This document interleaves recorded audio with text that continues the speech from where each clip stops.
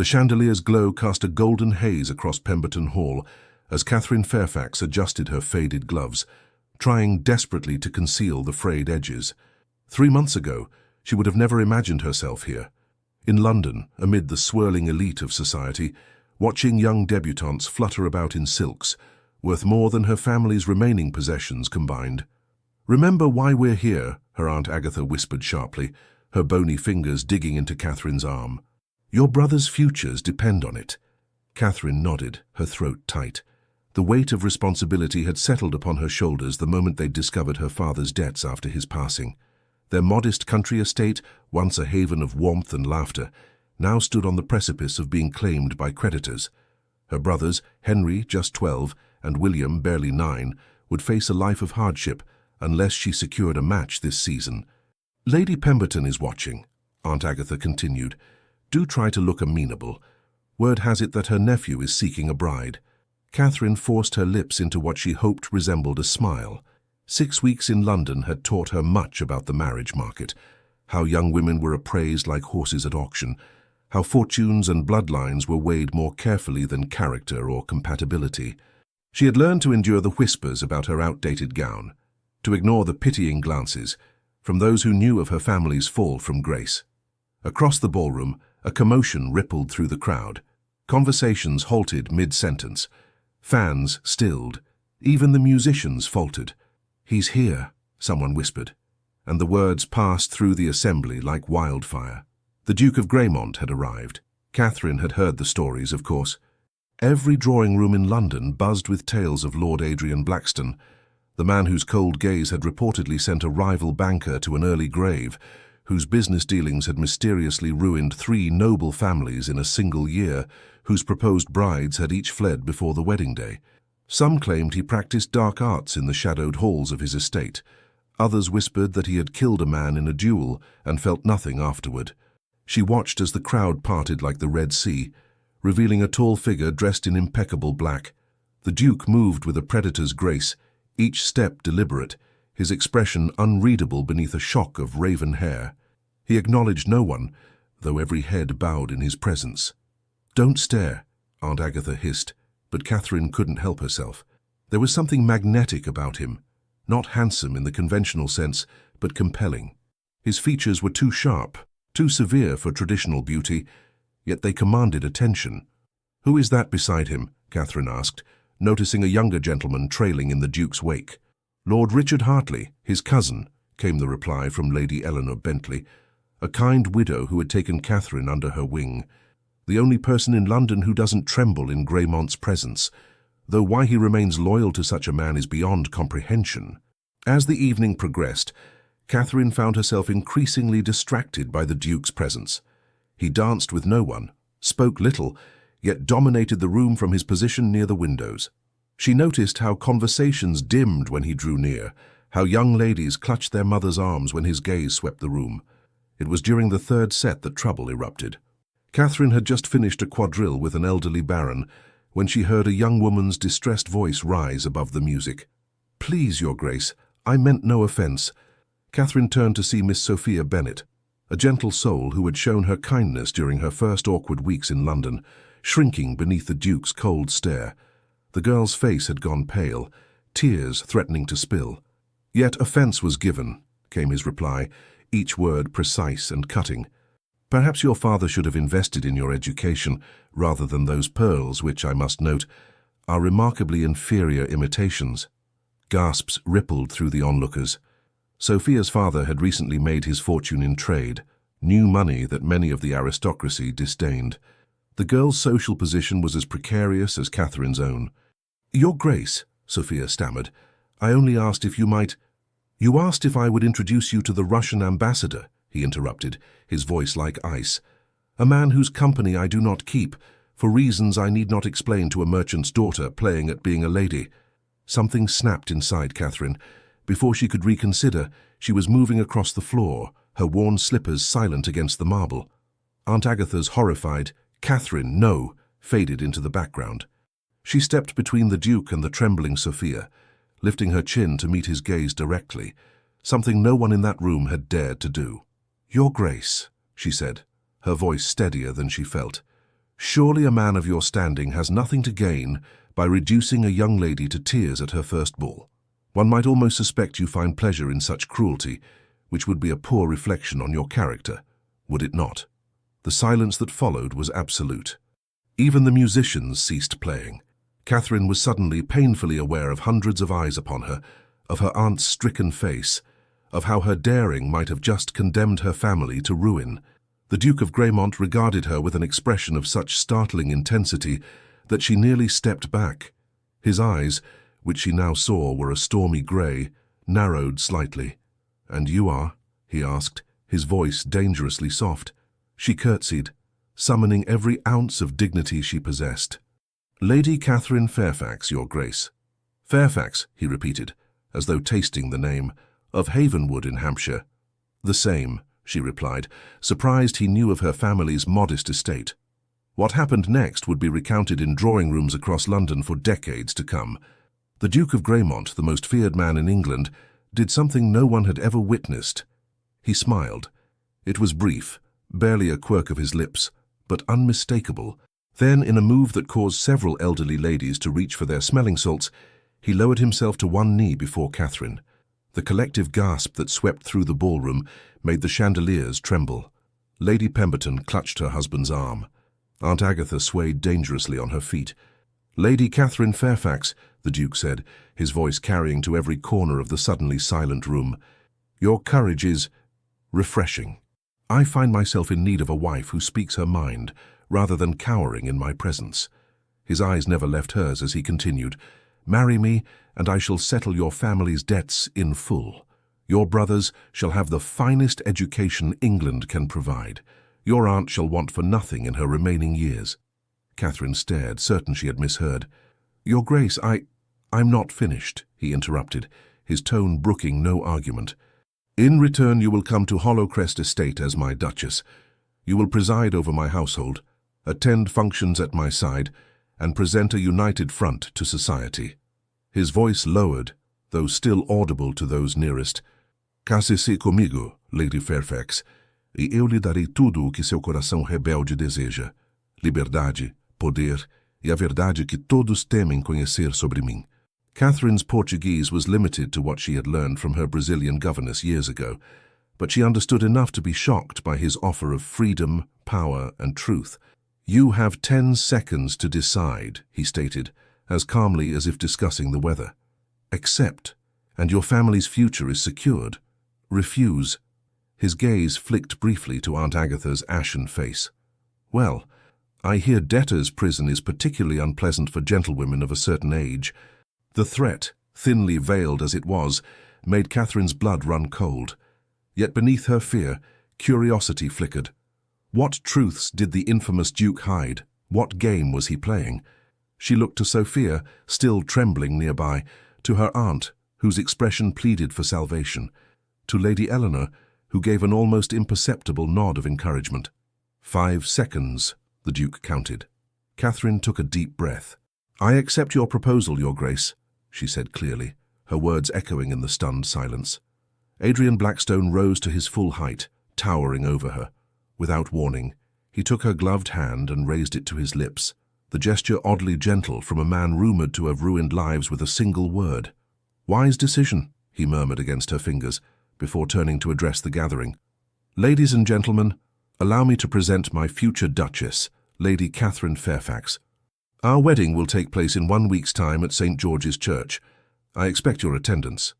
With that pronouncement, he offered Catherine his arm. "Come, my lady. We have much to discuss before our nuptials."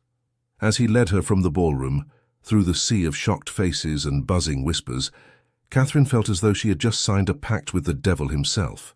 Yet the devil had the most fascinating eyes she had ever seen, eyes that, for just a moment as he'd knelt before her, had reflected not cruelty, but something far more dangerous: vulnerability. The doors to Pemberton Hall closed behind them, and Catherine stepped into the cool night air toward whatever fate awaited her as the future Duchess of Gramont. The wedding was not what Catherine had expected. There were no tears of joy, no tender glances exchanged, only the solemn words of the priest and the weight of a golden ring on her finger. St. George's Church had been filled to capacity, not with well-wishers, but with spectators hungry for scandal. They had come to witness the union of the feared duke and the impoverished noblewoman who had dared to challenge him. Now, as the carriage rolled through the iron gates of Hollowcrest Estate, Catherine watched the imposing structure come into view.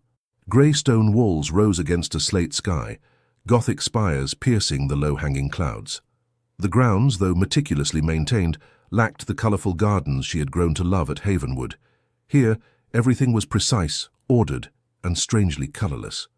"Welcome to your new home, Duchess," Adrian said, breaking the silence that had stretched between them since they'd left the church. "It's very grand," Catherine replied diplomatically.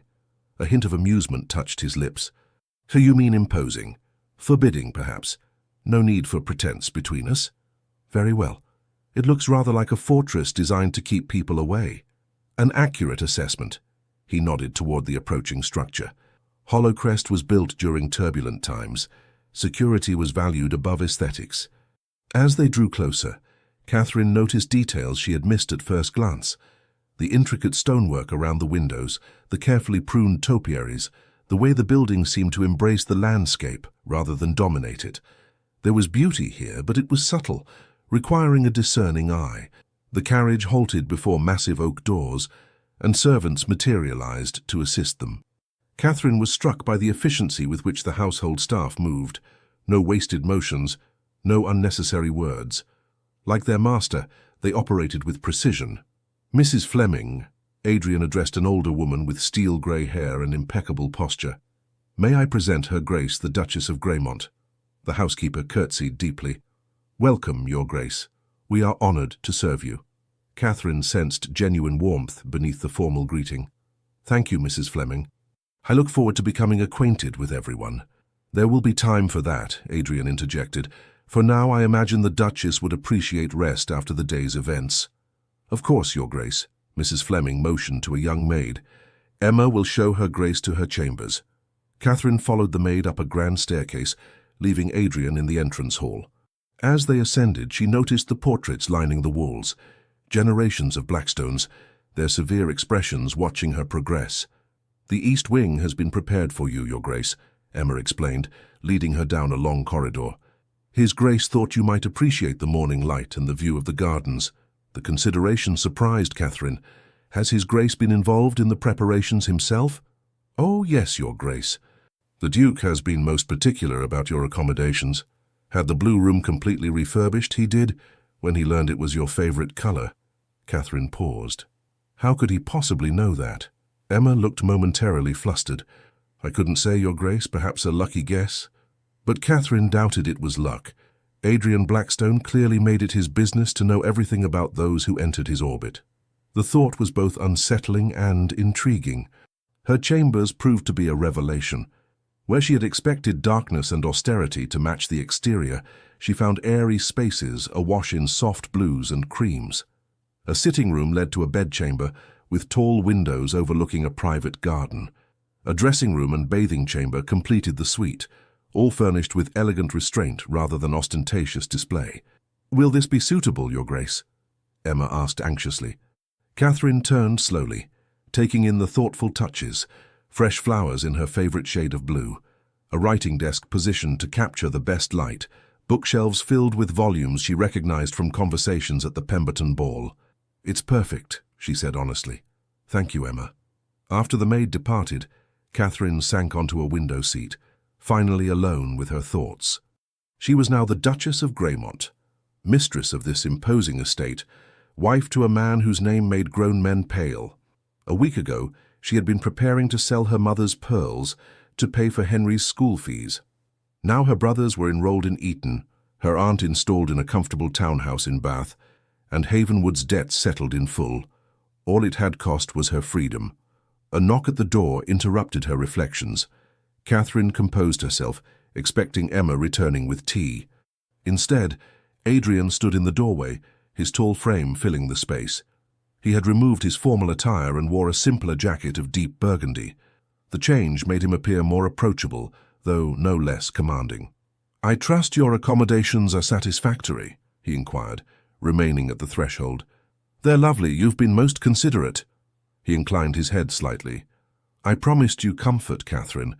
I am a man of my word." It was the first time he had used her given name, and the sound of it in his deep voice sent an unexpected shiver through her. "May I come in?" he asked, surprising her with the courtesy.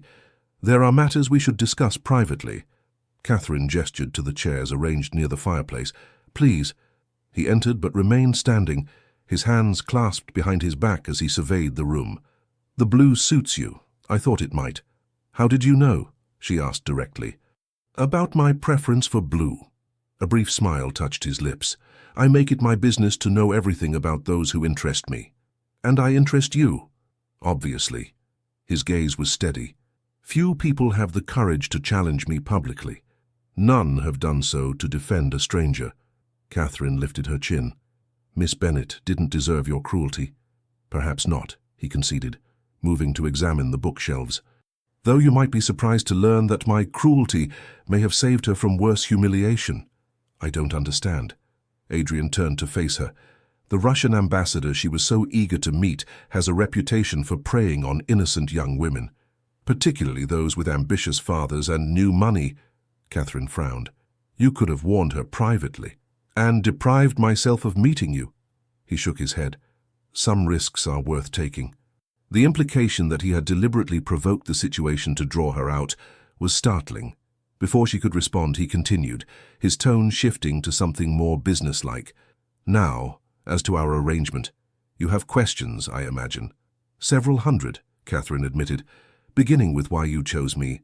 Surely there are more advantageous matches for a man in your position." Adrian's expression grew thoughtful. "I require a wife who will not faint at shadows or believe every rumor whispered in London drawing rooms. I need someone with both courage and discretion." He paused. "Your reputation for both preceded you." "My reputation?" Catherine couldn't hide her surprise. "I've barely been in London 6 weeks. Long enough to befriend a merchant's daughter when others shunned her. Long enough to visit the poorest areas of the city with Lady Eleanor to distribute food and medicine." His eyes narrowed slightly. "Long enough to slap Viscount Harlow when he made unwanted advances during Lady Whitmore's garden party." Catherine felt heat rise to her cheeks. "You've had me watched." "Investigated," he corrected. "A prudent measure before proposing marriage." She stood, suddenly needing to move. "And what of these truths you promised? The ones everyone fears to know about you?" Something flickered in his eyes, caution perhaps, or calculation. "All in good time, Duchess. For now you should know that not all is as it seems at Hollowcrest. There are rooms you must not enter without my express permission. There are questions my staff cannot answer. There will be nights when I'm absent without explanation." "You sound like something from a Gothic novel," Catherine observed. Unexpectedly, Adrian laughed, a rich, genuine sound that transformed his severe features. "I assure you there are no madwomen locked in the attic, no ghostly apparitions haunting the corridors. My secrets are far more mundane, if potentially dangerous." "Dangerous to whom?" "To those who would harm certain vulnerable people under my protection."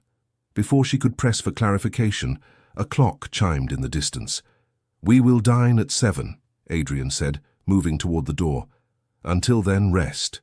Explore the house if you wish, but remember my warning about restricted areas. They are marked with black ribbons on the doorknobs." At the threshold he paused. "One more thing, Catherine." "Yes?"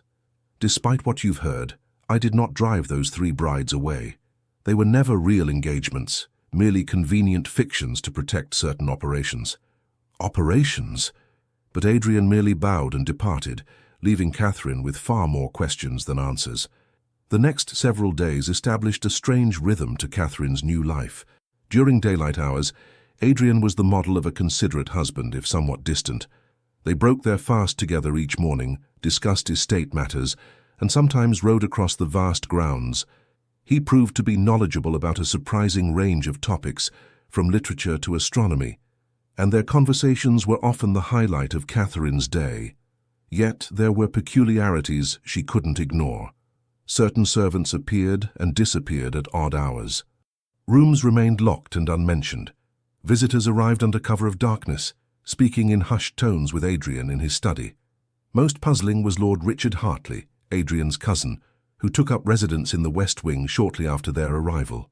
Unlike the sombre Duke, Richard was all charm and easy smiles. though Catherine sensed a sharp intelligence beneath his frivolous exterior. "Don't let my cousin frighten you," Richard told her one afternoon as they walked in the garden. "His bark is considerably worse than his bite." "I'm not frightened of him," Catherine replied truthfully. "I'm curious." Richard's eyebrows rose. "Curious? Most people settle for terrified. Then most people haven't been paying attention." She stooped to examine a late-blooming rose. "He cultivates that fearsome reputation quite deliberately, doesn't he?"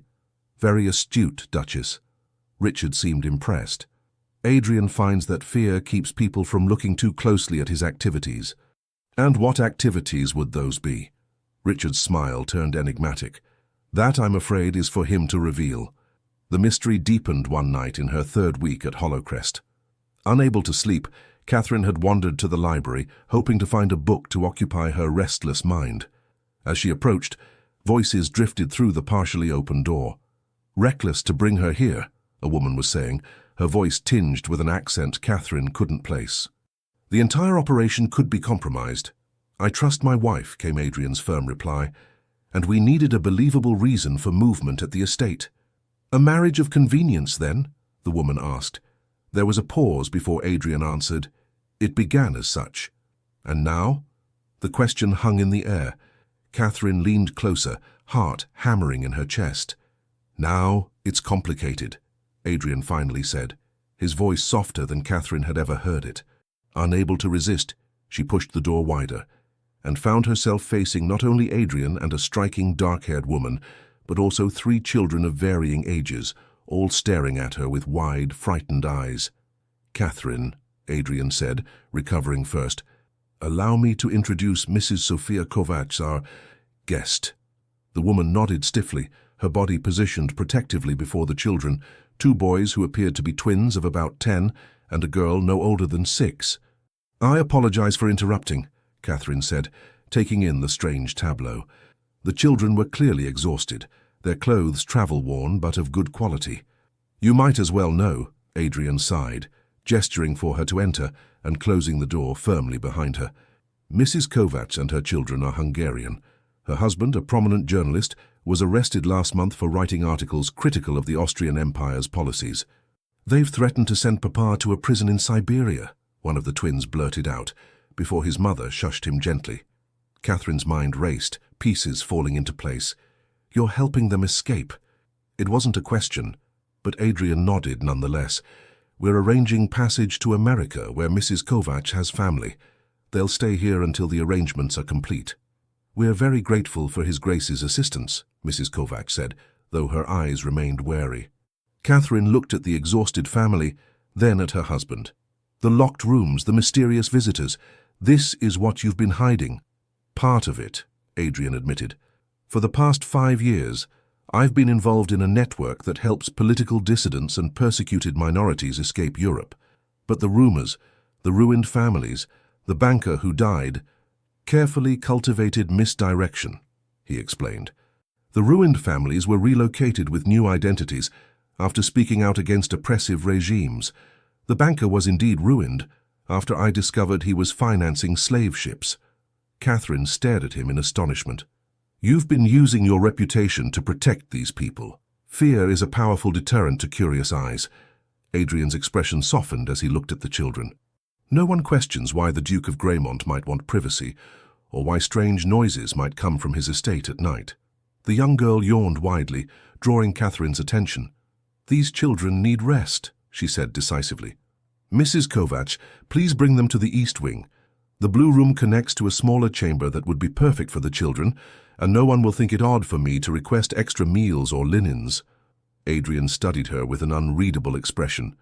"You're not upset?" "Upset? That my husband is risking his reputation and possibly his life to save innocent people?" Catherine shook her head.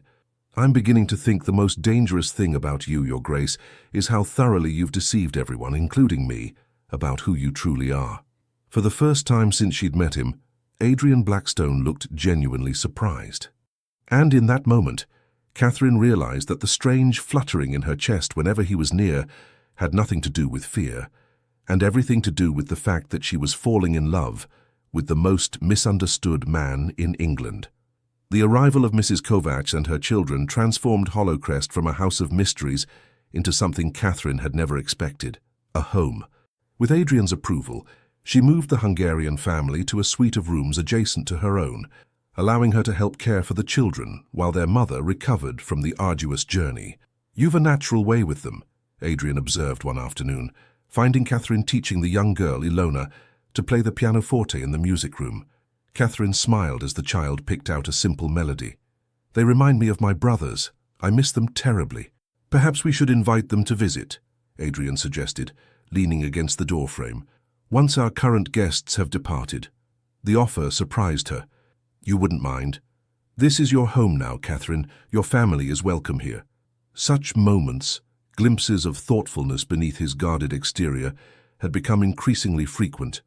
Catherine found herself watching for them, treasuring each one as evidence of the man behind the mask. With each passing day, more of Hollowcrest's secrets revealed themselves. The locked room in the north wing housed a printing press, used to create documents and papers for those Adrian helped escape. The frequent midnight visitors were contacts from his network of allies, diplomats, sea captains, merchants, and others, who shared his dangerous work. Most surprising was the discovery that Richard's frivolous persona was as much a disguise as Adrian's fearsome reputation. The charming lord served as their primary intelligence gatherer, his social connections providing vital information about political shifts that might endanger their protégés. "You risked everything to tell me the truth," Catherine remarked one evening as they sat in his study, reviewing coded messages from contacts in Vienna. Adrian's hand stilled above the papers. "I risked everything the moment I decided to marry you," he corrected. "Truth was merely a necessary consequence. You could have maintained the deception, kept me ignorant of your activities. To what end?" He looked up, his grey eyes intent. "I needed a partner, Catherine, not a decorative accessory unaware of the danger surrounding her." "A partner," she repeated, the word warming her despite the autumn chill seeping through the windows. "Is that how you see me now?" Something shifted in his expression, a softening she had come to recognize as genuine emotion breaking through his careful control. "I see you as far more than I anticipated when I knelt in Pemberton Hall," he admitted quietly. Before Catherine could respond to this near confession, a commotion erupted in the entrance hall. Raised voices and hurried footsteps shattered the intimate moment. Adrian was on his feet instantly, striding to the door with Catherine close behind. They found Richard in the hall, supporting a man whose coat was stained with what could only be blood. "James," Adrian said sharply, recognizing the injured man as one of their most trusted contacts. "What happened?" "Ambush," James gasped, clutching his side. "Someone knew about the transfer point. Redcoats waiting. Arrested the Bennets." Catherine felt the blood drain from her face. The Bennett family, a father, mother, and 2 daughters, had been scheduled to depart for America that very night. Their crime had been advocating for factory workers' rights, earning them powerful enemies among mill owners. "How did they know?" Richard demanded, helping James to a chair as Mrs. Fleming rushed in with bandages. "Must be informant," James managed, before his eyes rolled back and he lost consciousness. Adrian's face had gone deadly pale. "Get Dr. Elliot," he ordered a footman. Discreetly. "Richard, secure all documents.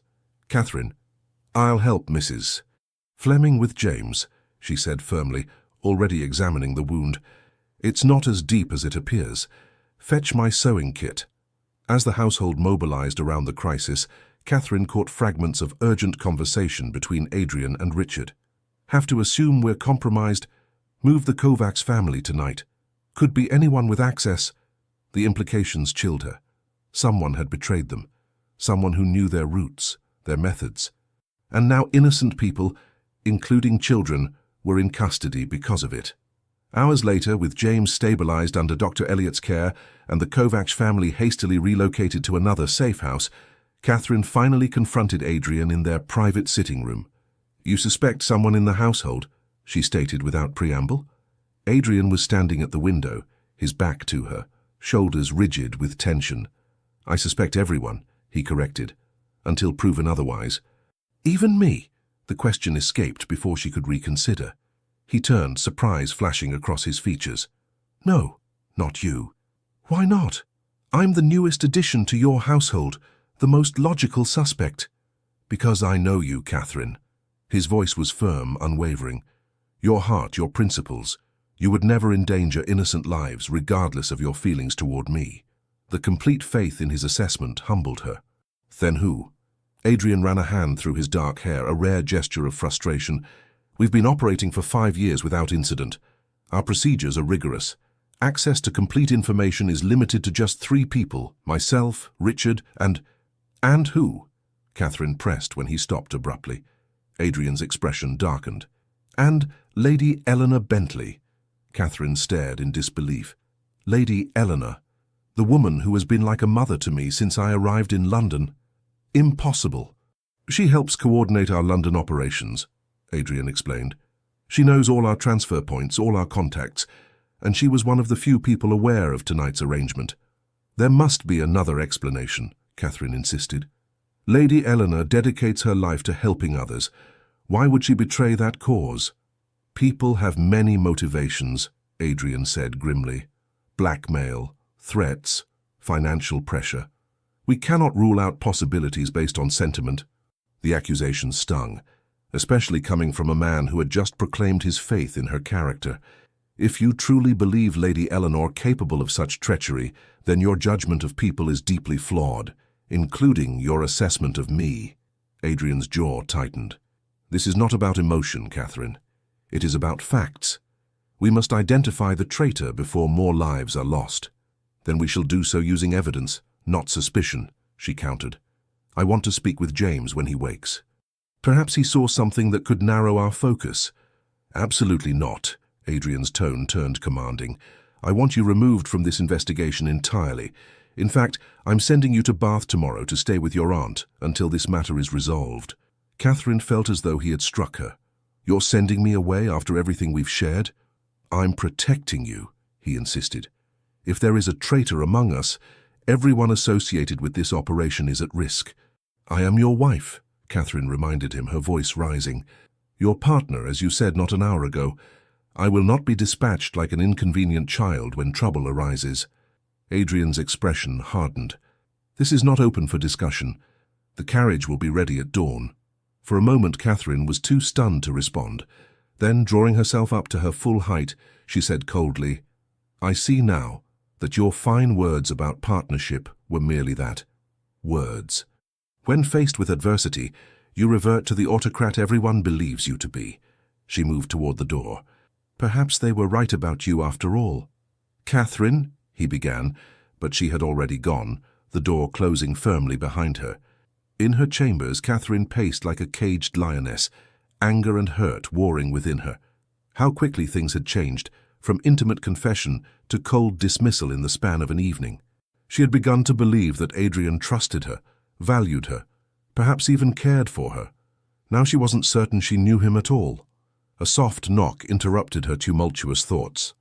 Enter, she called, expecting Emma with tea. Instead, Mrs. Kovach stood in the doorway, her face drawn with worry. Forgive the intrusion, Your Grace, but I could not leave without speaking to you. Leave? Catherine's confusion momentarily overshadowed her personal turmoil.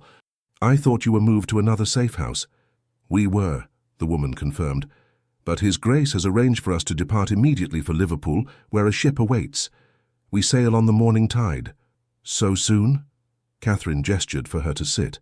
Is it safe? His Grace believes the risk of remaining is greater than the risk of travel.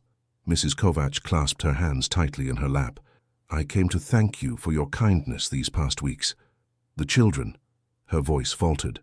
They have known so little gentleness since their father's arrest. Your care has meant more than I can express. Touched by the woman's words, Catherine reached out to cover her trembling hands. You owe me no thanks. I only wish I could do more. Mrs. Kovach looked up, her dark eyes intent. Then perhaps you will listen to what I must tell you about your husband. Catherine stiffened. What about him? When my husband was arrested, I believed all hope was lost. The authorities seized our home, our possessions, everything.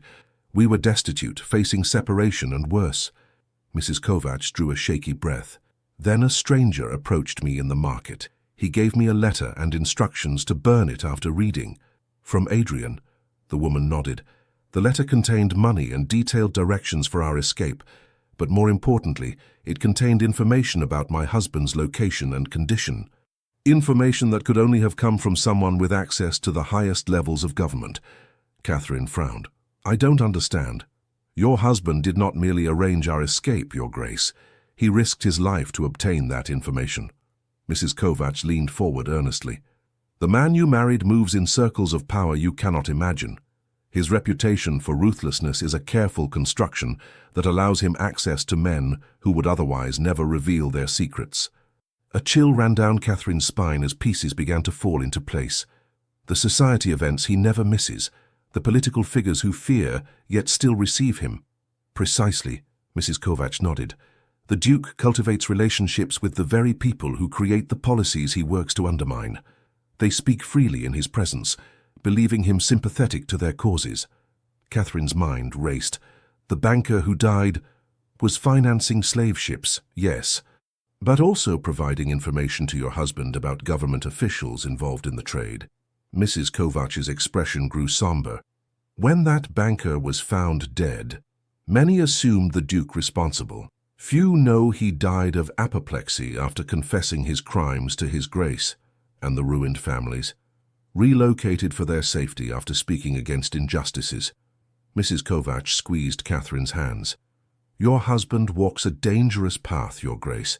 He plays the villain so convincingly that even his allies sometimes believe the mask. Catherine thought of their argument, her accusation that he reverted to the autocrat everyone believed him to be. Had she, too, been deceived by the performance? Why are you telling me this? She asked quietly. Because I see how he looks at you when he thinks no one notices. The woman smiled softly. And because I believe you are the one person who might save him from himself. What do you mean? The Duke has lived so long behind his mask that I fear he has forgotten who he truly is. Mrs. Kovacs stood, moving toward the door. He will send you away because he believes it protects you. But perhaps what he needs most is someone brave enough to stay. After the Hungarian woman departed, Catherine sat motionless, absorbing this new perspective on her enigmatic husband. If what Mrs. Kovacs said was true, Adrian's determination to send her to Bath came not from distrust, but from a desperate desire to keep her safe, even at the cost of alienating her. A soft knock at her door pulled her from her thoughts. "Enter," she called, composing herself. Richard appeared, his usual cheerful demeanor subdued. "My apologies for the late hour, Duchess. I thought you should know that James is awake and asking to speak with you." Catherine rose immediately. Adrian forbade it. "My cousin is currently occupied with arranging the Kovacs family's departure." Richard offered a conspiratorial smile. "What he doesn't know won't harm him." Minutes later, Catherine stood beside James's sickbed in a small chamber off the kitchen. The man looked pale but alert, his side heavily bandaged. "Your Grace," he greeted weakly. "I insisted on seeing you." "Save your strength," Catherine advised, taking the chair beside him. "Tell me what you remember about the ambush." James's eyes darkened. "It was a perfect trap. They knew exactly when and where to find us." He shifted, wincing with pain. But there was something strange about the officer in charge. He seemed reluctant. Reluctant? He ordered his men to treat the Bennets gently, made a show of arresting them, but I heard him whisper that they would be released within a fortnight with documentation for safe passage to Scotland. James's brow furrowed. "He knew my name, Your Grace. Called me by it before I'd identified myself." Catherine leaned forward. "Could you recognize this officer again?" "Without question." James nodded. "Tall fellow. Distinguished. Has a scar above his right eye." The description struck a chord of recognition. "Did he wear a signet ring? With a falcon design?" James's eyes widened. "Yes. How did you know?" Catherine sat back, stunned by the implications. "Because I've seen that ring before. On the hand of Sir Edmund Blackwood, Lady Eleanor's brother." Richard, who had been listening silently, sucked in a sharp breath. "Sir Edmund is Deputy Commissioner of the Metropolitan Police." "And Lady Eleanor's only living family," Catherine added, "a family known for its loyalty to the Crown." "If Sir Edmund is involved," Richard said slowly, "then Lady Eleanor may not be our traitor after all," Catherine finished. "She may be completely unaware of her brother's actions, or Or they could be working together in some capacity we don't understand, Richard concluded grimly. Catherine stood, decision made. I need to speak with Lady Eleanor. Tonight. Adrian will never allow it. Then we won't tell him. Catherine met Richard's startled gaze. Can you arrange for a carriage without his knowledge? After a moment's hesitation, Richard nodded. For the Duchess of Greymont? Of course. But Catherine, this is extremely dangerous. More dangerous than allowing innocent people to be captured while we debate who to trust? She shook her head firmly. I won't sit idle while others suffer. An hour later, disguised in a plain cloak borrowed from Emma, Catherine was driven through London's foggy streets toward Lady Eleanor's townhouse. Richard had insisted on accompanying her, armed with both a pistol and the considerable charm he might need to explain their unexpected midnight visit. Remember, he cautioned as the carriage slowed, reveal nothing about our suspicions. Observe her reactions carefully. Catherine nodded, heart pounding as they approached the elegant residence. What if she was wrong? What if Lady Eleanor truly was the traitor?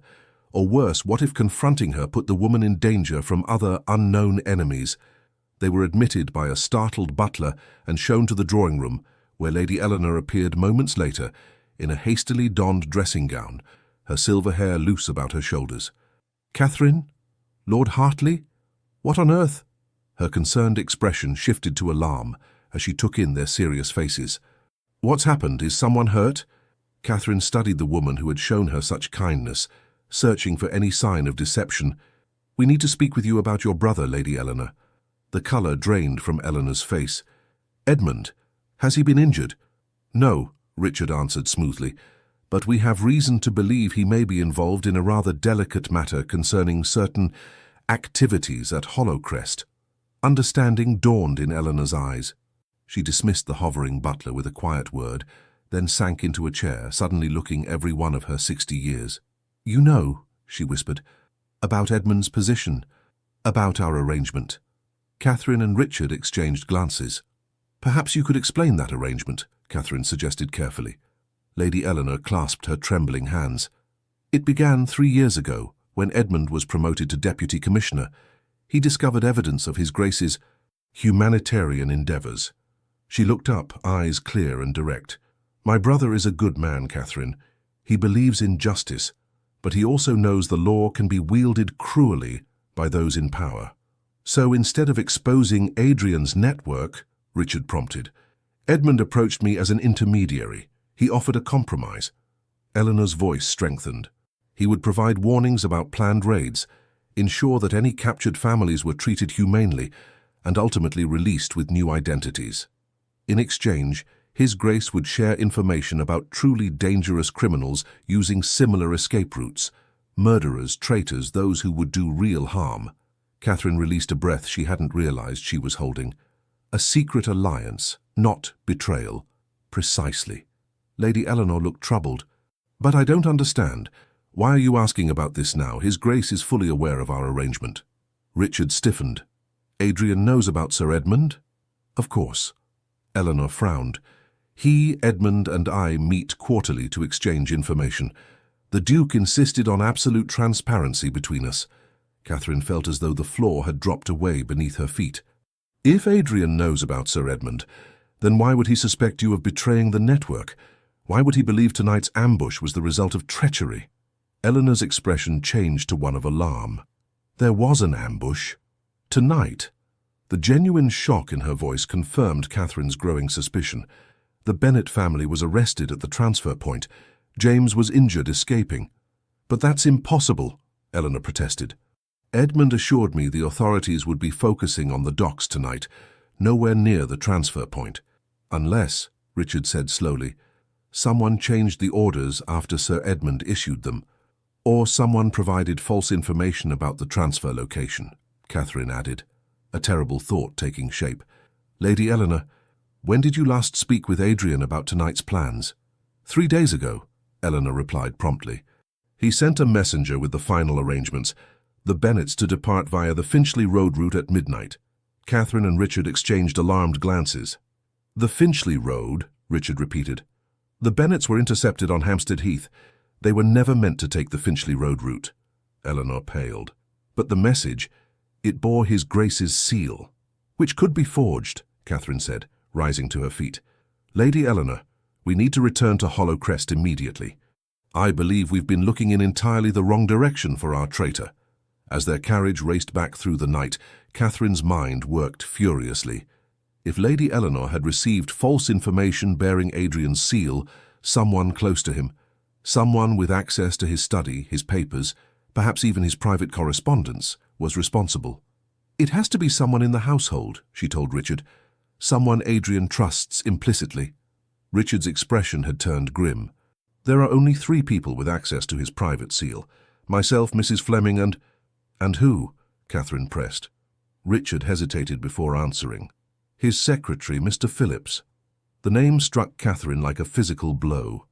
Mr. Phillips, the quiet, efficient man who had been with Adrian for over a decade, who managed his correspondence, handled his appointments, and moved through Hollow Crest like a shadow, seeing everything while remaining nearly invisible himself. We need to find Adrian, she said urgently as the carriage turned through the gates of Hollow Crest. Before... Her words died as they rounded the final bend in the drive. Hollow Crest's entrance hall blazed with light, and standing on the steps, his expression thunderous, was Adrian. I believe, Richard murmured as the carriage halted, that finding my cousin will not be our primary challenge. Indeed, Adrian was striding toward them before they could descend, his face a mask of controlled fury that did little to hide the fear beneath. Where have you been? He demanded, his voice dangerously soft as he helped Catherine down. Do you have any idea? He stopped, noticing her plain cloak and Catherine's determined expression. Understanding dawned. You went to Lady Eleanor. Yes, Catherine confirmed, meeting his gaze steadily. And I discovered that you've been lying to me, Adrian. Catherine, he began, but she cut him off. You knew about Sir Edmund. You knew he and Lady Eleanor were allies, not enemies. She stepped closer, searching his face. Why would you let me believe she might be a traitor? Why send me away unless... Adrian's expression shifted, realization replacing anger. Unless I believed the true threat was much closer to home, he finished quietly. Inside Hollow Crest itself. Mr. Phillips, Richard supplied, joining them. I've already explained our suspicions to Catherine. Adrian's jaw tightened. Phillips left abruptly an hour ago, claiming a family emergency. When I went to secure certain documents afterward, I found my private correspondence had been disturbed. The Kovacs family, Catherine gasped. Are they safe? They departed before Phillips left, Adrian assured her, but I've dispatched riders to intercept them and alter their route just in case. As they moved inside, Adrian kept Catherine close, his hand at the small of her back. The touch was protective, possessive, and for the first time she welcomed it without reservation. In his study, Adrian poured brandy for Richard and himself, offering Catherine a glass of sherry, which she accepted gratefully. I should have told you about Eleanor and Edmund, he acknowledged, his voice low. But the fewer people who knew, the safer they remained. You still should have trusted me, Catherine countered, though her tone held more hurt than anger now. It wasn't about trust. Adrian's eyes met hers, intense and unwavering. It was about protecting you from the burden of secrets that could put you in danger.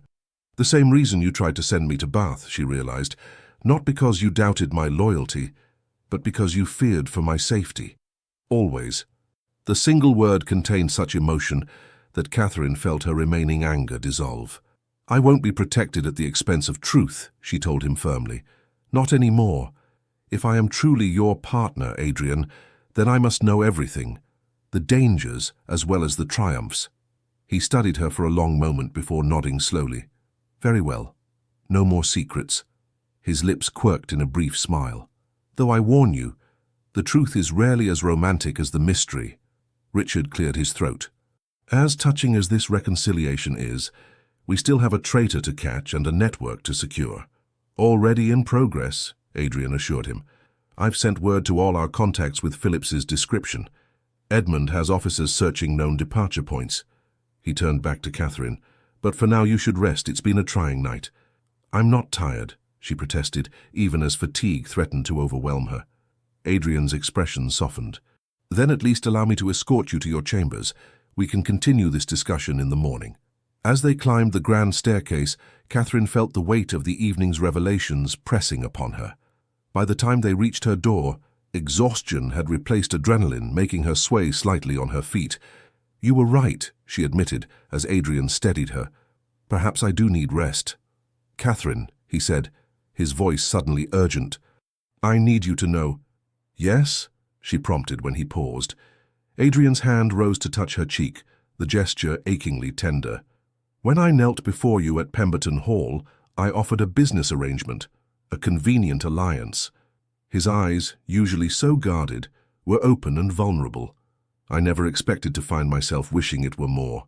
Catherine's heart thundered in her chest. "And what do you wish it were, Adrian?" "A true marriage," he answered simply, "in every sense of the word." Before she could respond, he bent and placed a soft, questioning kiss on her lips, their first since the brief formal exchange at the altar. Unlike that ceremonial gesture, this was a real kiss, warm and sweet, and full of promise. When they parted, Catherine kept her eyes closed for a moment, savoring the sensation. "I think," she said finally, a smile playing at her lips, "that might be arranged." Adrian's answering smile transformed his face, revealing the man she had glimpsed in rare, unguarded moments, the man she had come to love despite every reason not to. "Rest now," he murmured, reluctantly stepping back. "Tomorrow will bring new challenges." "And we'll face them together," Catherine added, no longer a question but a statement of fact. As she closed her door, Catherine felt a sense of peace despite the dangers still surrounding them. The Duke of Shadows had finally stepped into the light, at least for her, and whatever trials lay ahead, they would confront them as true partners, in purpose, in peril, and in love. Dawn broke over Hollowcrest with pale fingers of light reaching through Catherine's window. She had slept despite her certainty that she would not, exhaustion claiming her shortly after Adrian's departure. Now as she dressed with Emma's assistance, her mind turned again to the revelations of the previous night, and to the kiss that had changed everything between them. "His Grace asked me to inform you that he awaits your presence in the breakfast room, Your Grace," Emma said, fastening the last button on Catherine's morning dress of deep blue. "Thank you, Emma." Catherine studied her reflection, noting the heightened color in her cheeks that had nothing to do with cosmetics. "Has there been any word about Mr. Phillips?" Emma's expression darkened. "Nothing specific, Your Grace, but there's been a great commotion since dawn, messengers coming and going, Lord Hartley riding out with several men." She lowered her voice. "They say Mr. Phillips took important papers when he fled, documents that could endanger many lives." Catherine's stomach clenched. "Let us hope they find him quickly, then." In the breakfast room, Adrian stood by the window, his tall frame outlined by morning light. He turned as she entered, and the warmth in his eyes sent a flutter through her chest.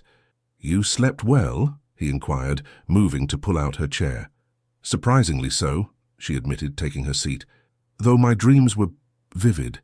A hint of a smile touched his lips. "Pleasant, I hope?" "Most were." She accepted a cup of tea from a footman, using the moment to compose herself. "Is there any news of Phillips?" Adrian's expression sobered. "Not yet. Edmund's men tracked him to Dover but lost his trail there. It's likely he's fled to the continent." "With documents that could expose your entire network," Catherine concluded, "what can be done?" "We're already doing it." Adrian joined her at the table, though he left his plate untouched. "Every contact is being warned. Safe houses emptied, routes changed. It's a massive undertaking, but necessary." Catherine studied him, noting the shadows beneath his eyes. "You haven't slept at all, have you?" "There hasn't been time." He ran a hand through his hair, a gesture she now recognized as a sign of deep concern. "Phillips was with me for 12 years, Catherine. I trusted him completely. Every operation, every contact, every family we helped, he knew it all. Why would he betray you after so long?" she wondered aloud. "What could possibly be worth such a risk?" Adrian's expression darkened. "According to our sources, he was approached 6 months ago by representatives of a foreign power, one particularly interested in identifying political dissidents who had escaped their reach." "Russia?" Catherine guessed, remembering Mrs. Kovach's mention of Siberian prisons. "Austria," Adrian sighed. "The Habsburg Empire has been particularly ruthless in suppressing nationalist movements within its borders. Many of those we've helped were Hungarian, Polish, or Italian revolutionaries seeking to liberate their homelands from Austrian control." Catherine thought of the Kovacs children, so innocent of the political forces that had torn their family apart. And Philip sold them all for what? Money? Money, certainly, but also promises of position and power. Adrian's voice held a rare note of personal hurt. I considered him not merely an employee, but a friend. Perhaps the only one besides Richard I truly trusted. Without thinking, Catherine reached across the table to cover his hand with hers. You have more friends than you realize, Adrian. Lady Eleanor, Sir Edmund, James, Mrs. Fleming, and me. She squeezed his fingers gently. Especially me. His hand turned beneath hers, entwining their fingers. I begin to believe that, Catherine. Despite everything, I begin to believe that. The tender moment was interrupted by the arrival of Richard, still in his riding clothes and looking exhausted. We've found him, he announced without preamble. Adrian was on his feet instantly. Where? Not where you'd expect. Richard accepted a glass of brandy from a footman despite the early hour. He never left London at all. The Dover trail was a false lead. Clever, Adrian murmured.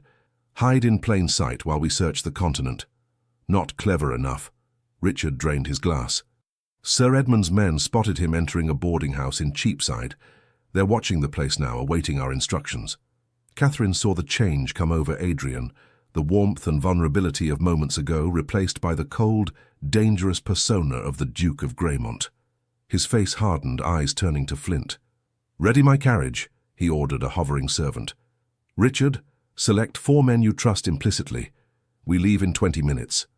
Adrian, Catherine said, rising as well. What do you intend to do? His expression softened fractionally as he looked at her. Recover the documents. Ensure Phillips can never threaten our network again. The implications of his words chilled her. You mean to kill him? It wasn't a question, but Adrian answered regardless, his voice measured. I mean to do whatever is necessary to protect innocent lives. Then I'm coming with you, she declared, straightening her shoulders. Absolutely not, Adrian and Richard responded in unison. Catherine lifted her chin. You promised no more secrets, no more protection at the expense of truth. If I am truly your partner, Adrian, I should be present for this. This isn't about secrets, Adrian countered, his voice taut with tension. This is about safety. Phillips is dangerous, desperate, and likely armed. All the more reason to resolve this without bloodshed, Catherine argued. My presence might help ensure that. Adrian stared at her, conflict evident in his expression. You believe you can persuade me to mercy? I believe I can remind you of who you truly are, she answered quietly. Not the man London fears, but the man I've come to love. The word hung in the air between them, the first time either had spoken it aloud. Adrian's expression transformed, shock giving way to something so vulnerable that Catherine's heart ached. Richard cleared his throat awkwardly. I'll check on the carriage, he muttered, withdrawing tactfully. Alone, Adrian moved to Catherine, taking her hands in his. You have chosen a remarkably inconvenient moment for such a declaration, he said, his voice rough with emotion. I've found that truth rarely arrives at convenient moments. She met his gaze steadily. I love you, Adrian Blackstone, not the Duke of Greymont, not the savior of refugees, not the feared aristocrat, though they are all part of you. I love the man who remembers my favorite color, who protects those who cannot protect themselves, who kissed me last night as though I were something precious. Adrian's fingers tightened around hers. Catherine, He stopped, seeming to struggle for words. I have lived behind masks for so long I feared I had forgotten who I truly was. Until you. He drew her closer, one hand rising to cup her cheek. You make me want to be the man you believe me to be, the man worthy of your love. Then be that man today, she urged softly. Show Phillips and yourself that justice need not come at the cost of mercy. Adrian searched her face, conflict still evident in his eyes. Finally, he nodded once. Very well. You may accompany us, but you will remain in the carriage with armed guards until we have secured Phillips and the documents. That is non-negotiable. Catherine recognized the concession for what it was, a step toward the partnership she had demanded. Agreed. An hour later, their carriage rolled to a stop on a narrow street in Cheapside, far from the elegant squares and crescents of Mayfair. Through the window, Catherine could see a nondescript boarding house, its windows grimy, its steps worn by countless feet. Sir Edmund Blackwood himself approached their carriage, his tall figure unmistakable even in plain clothes. The scar above his right eye caught the light as he nodded respectfully to Adrian. "Your Grace." "He's still inside, third floor, front room." Edmund's gaze shifted to Catherine, surprise evident. "Your Grace," he added with a deeper bow. "Sir Edmund," Catherine acknowledged. "A pleasure to finally meet you, though I wish the circumstances were less grave." "As do I, Your Grace." He returned his attention to Adrian. "My men have secured all exits. He's alone as far as we can determine." Adrian nodded, his expression grim. "Catherine will remain here with 2 guards. Richard, Edmund, you'll accompany me. The rest will secure the perimeter." As the men prepared to enter the building, Catherine touched Adrian's arm. "Remember your promise," she said quietly. His eyes met hers, and for a brief moment, the mask slipped, revealing the man beneath. "I remember," he assured her before turning away, his bearing once again that of the formidable Duke of Greymont. The waiting was excruciating. Catherine sat rigid in the carriage, straining to hear any sound from the boarding house. 5 minutes passed. 10. 15. She was about to disregard Adrian's instructions and investigate herself when the front door finally opened. Richard emerged first, followed by Adrian and Edmund. Between them they escorted a slight, balding man whose wrists were bound before him, Mr. Phillips, looking nothing like the dangerous traitor Catherine had imagined, but rather a frightened, ordinary man. Adrian approached the carriage, opening the door himself. "It's done," he said simply. "We have the documents." "And Phillips?" she asked, searching his face. "Alive, as you wished." There was no resentment in his tone, only a weariness that suggested the confrontation had been difficult. "He will face justice, but not at my hands." Relief washed over Catherine. "Thank you." Adrian's gaze held hers. "Don't thank me yet. There's more to this than we realized." He glanced over his shoulder at the prisoner. "Phillips didn't act alone." "What do you mean?" "He claims he was coerced, that someone threatened his family if he didn't cooperate." Adrian's expression was troubled. "Someone who knew about our operations in detail." "Do you believe him?" "I'm not certain." Adrian helped her from the carriage. "But we're about to find out. He's agreed to tell us everything, on the condition that you be present." Catherine blinked in surprise. "Me? Why?" "He says you'll understand, that you've seen something the rest of us missed." Adrian's confusion matched her own. "Does that mean anything to you?" Catherine frowned, searching her memory for any interaction with Phillips that might explain his request. She had spoken with the secretary only a handful of times, all brief exchanges about household matters. "I can't imagine what he means," she admitted, "but I'm willing to hear him out." They entered the boarding house, climbing narrow stairs to a sparse room containing only a bed, a table, and 2 chairs. Phillips sat on one, Richard standing guard behind him. Sir Edmund took up position by the door as Adrian guided Catherine to the remaining chair facing the secretary. Up close, Phillips looked haggard, his eyes red-rimmed, his hands shaking. "Thank you for coming, Your Grace," he said to Catherine, his voice hoarse. "Mr. Phillips," she acknowledged coolly. "I understand you have information to share." He nodded, casting a nervous glance at Adrian. "I need you to understand I never wanted to betray His Grace. I had no choice." "There is always a choice," Adrian said sharply. "Explain yourself." Phillips swallowed hard. "It began 6 months ago. My sister in Bristol fell ill. Consumption. She has 3 young children, no husband. I've been supporting them for years." He looked down at his bound hands. "One evening a man approached me outside Hollowcrest. He knew everything about my sister, about His Grace's network, about my position of trust. He showed me a locket containing a lock of my niece's hair taken while she slept. The threat was clear," Catherine murmured, beginning to understand. "He said if I didn't provide information about the network, my sister and her children would suffer terribly." Phillips looked up, his eyes pleading. "I tried to warn those I could without betraying His Grace outright, gave false information when possible. But last night," he shuddered, "last night he demanded the location of the Bennett family and threatened to kill my niece if I refused." "Who?" Adrian demanded, his voice like steel. "Who threatened you?" Phillips hesitated, fear evident in his face. "He never gave his name," always met me in darkness, always wore a hood. But there was something—" He turned to Catherine. "That's why I asked for you, Your Grace. You noticed it. At the dinner 3 weeks ago." Catherine frowned, recalling a formal dinner at Hollowcrest attended by several political figures. "I'm not sure what you mean." "The Austrian ambassador was present," Phillips prompted. "You commented on his unusual ring to Lady Eleanor. Said it reminded you of something." Memory sparked. "The ring with the double-headed eagle," Catherine recalled. "I remarked that it resembled the Habsburg imperial seal, but with subtle differences." "Yes," Phillips nodded eagerly.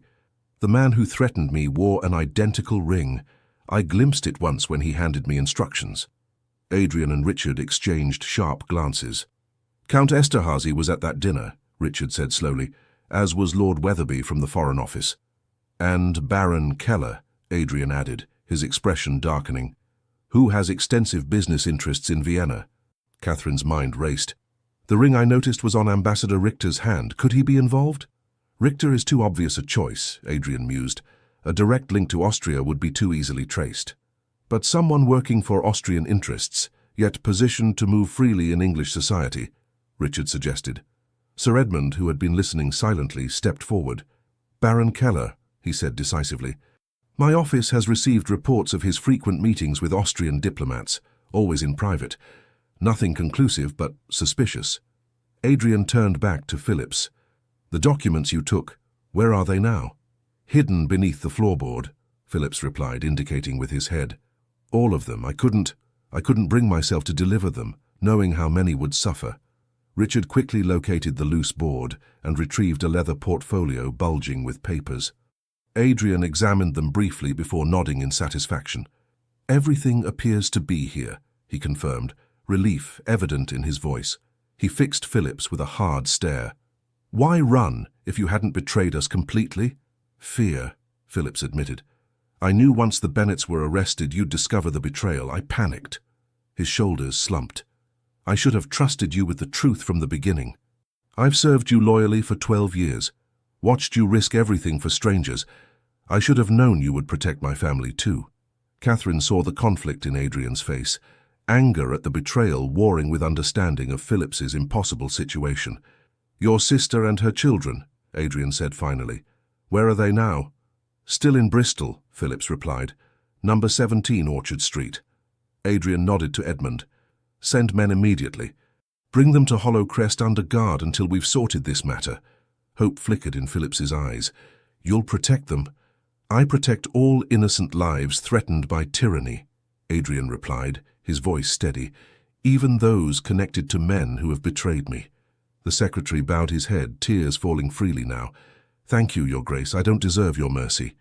"No, you don't," Adrian agreed, though without malice. "But perhaps you can earn redemption by helping us identify and stop the true enemy." As they prepared to transport Phillips back to Hollowcrest, Catherine approached Adrian, who stood slightly apart, examining the recovered documents. "You spared him," she said softly. Adrian glanced up, his expression weary but resolute. "I gave him justice tempered with mercy, as you asked." Catherine touched his arm gently. "It was the right choice. Perhaps." He tucked the documents securely inside his coat.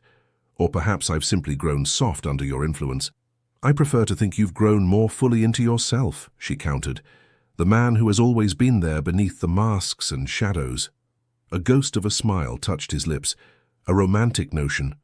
"I am becoming increasingly romantic these days," she admitted. "A hazardous condition, I'm told." Adrian's expression softened as he looked at her, truly looked at her, with all pretense and guardedness stripped away. "Earlier you said, that is, you spoke of love." Catherine felt warmth rise to her cheeks, but held his gaze steadily. "I did, and I meant it." His hand rose to touch her face, fingers gentle against her skin. "No one has loved me since my mother died when I was a boy," he said quietly. "I convinced myself I neither needed nor wanted such complications. And now," she prompted when he fell silent, "now I find myself hopelessly entangled in the most complicated emotion of all." His voice dropped to a near whisper. "I love you, Catherine. God help me, but I do." Joy bloomed in her chest, sweet and fierce and overwhelming. "Then God help us both," she replied, rising on her toes to press a swift kiss to his lips, heedless of their audience. For I have no intention of simplifying matters anytime soon. The journey back to Hollowcrest was marked by a curious mixture of tension and elation. Adrian sat beside Catherine in the carriage, Phillips and Richard across from them, yet despite the gravity of their situation, she could feel the change between herself and Adrian, an invisible current connecting them, transforming their carefully negotiated alliance into something far more powerful. Over the next fortnight, events moved with dizzying speed. Phillips's sister and her children were installed safely at Hollowcrest, while Sir Edmund's investigation into Baron Keller proceeded discreetly. The Bennet family was indeed released as promised, though they were redirected to sanctuary in Scotland rather than America. Most surprisingly, Phillips himself proved invaluable in strengthening the network's security. His intimate knowledge of its vulnerabilities allowed Adrian and Richard to implement new protocols and safeguards that would make future betrayals far more difficult. "He truly regrets his actions," Catherine observed one evening as she and Adrian walked in the garden, the first hints of autumn gilding the leaves above them. "It doesn't excuse what he did, but I believe his remorse is genuine." "As do I," Adrian admitted. "Once his family is safely relocated, he will face consequences, but not the ones I initially envisioned."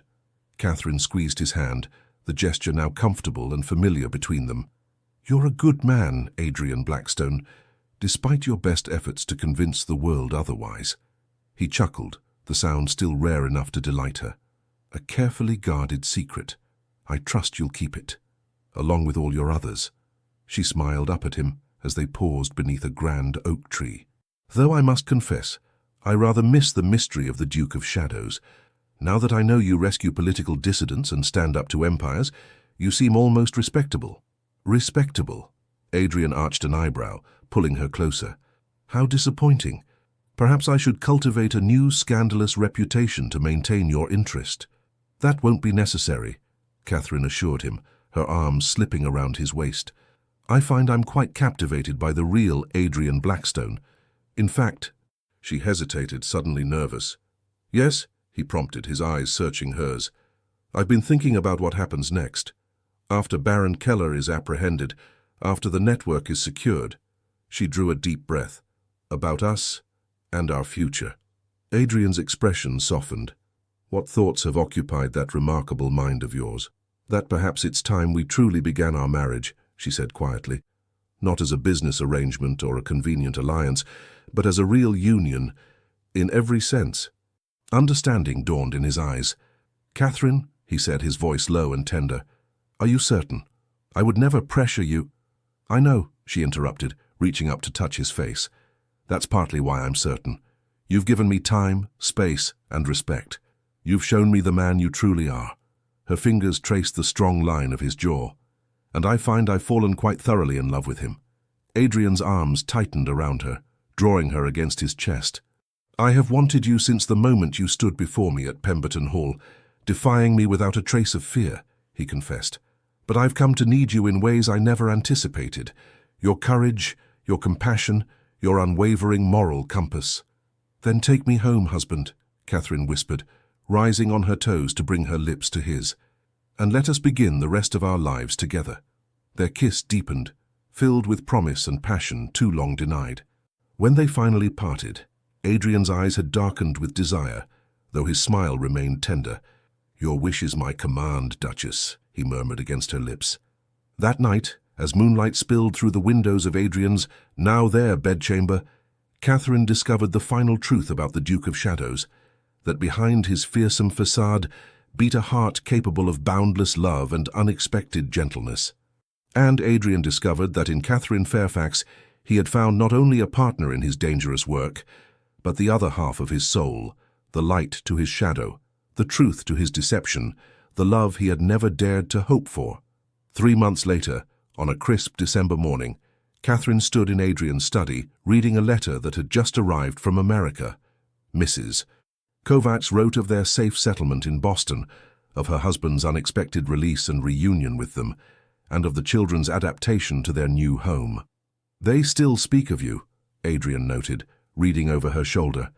"Ilona asks when the kind English lady will visit." Catherine smiled, leaning back against his chest as his arms encircled her waist. "Perhaps someday we will. I've always wanted to see America." "Then we shall," he promised, pressing a kiss to her temple. "Once matters here are settled." Those matters had progressed significantly. Baron Keller had been quietly arrested, and compelling evidence of his treasonous activities presented to the Home Secretary. The network had been reorganized, with Richard taking a more prominent role to allow Adrian more time at home with Catherine. Most surprising of all had been Sir Edmund's proposal that they formalize their collaboration with certain sympathetic government officials, creating a sanctioned channel for aiding political refugees whose skills and knowledge could benefit England. "From shadow to light," Catherine mused, turning in Adrian's arms to face him. "Who would have thought the feared Duke of Greymont would one day work openly with the crown?" "Only you," Adrian replied, his eyes warm with affection.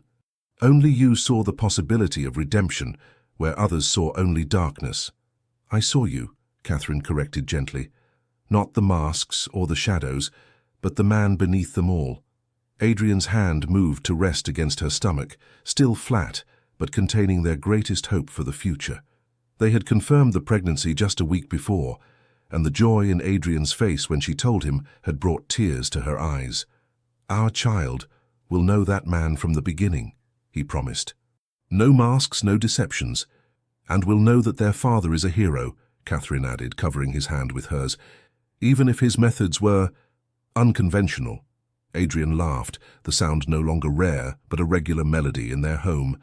"Unconventional indeed, though not as unconventional as a certain lady who dared to challenge the most feared duke in London." "And who accepted his scandalous proposal," Catherine reminded him with a smile.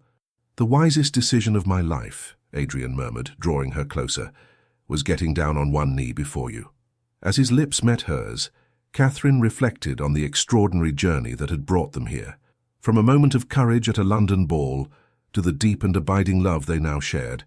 The Duke of Shadows had stepped into the light, and in doing so had illuminated her world in ways she could never have imagined. Their story, which had begun with fear and uncertainty, would continue with love and hope, not just for them, but for all those they would help together in the years to come. And as for the scandalous proposal that had left her breathless before everyone, it had given her far more than she had ever dared to wish for: freedom to be herself, power to help others, and most precious of all, the truth of Adrian Blackstone's heart. The end. Dear friends, we hope you've enjoyed this tale of Catherine and Adrian, a story of courage, secrets, and love that blooms in the most unexpected places. It's been my absolute pleasure to share this story with all of you. I wish you all an excellent weekend ahead. Whether you're relaxing with a good book, spending time with loved ones, or perhaps drafting stories of your own, I hope it brings you joy and refreshment. Your comments, your own stories, and your thoughtful reflections mean the world to us. It's truly a privilege to craft these narratives for such a warm and dedicated audience on our channel. Each like, each comment, each moment you spend with these characters is deeply appreciated. Thank you for joining us on this journey to 19th century England. Until our next adventure together, may your days be filled with the same passion and tenderness that Catherine and Adrian discovered. With sincere gratitude, the Legends of the Fall Team. Thank you so much for joining us on this journey through 19th century London with Catherine and Adrian. It has been an absolute pleasure to share this story with you. We truly appreciate every like, comment, share, and subscription. It keeps us motivated to craft more stories full of love, redemption, and dramatic twists. At the end of this video, you'll find another suggested story from our channel. Click and be surprised by more emotional, unforgettable tales like this one.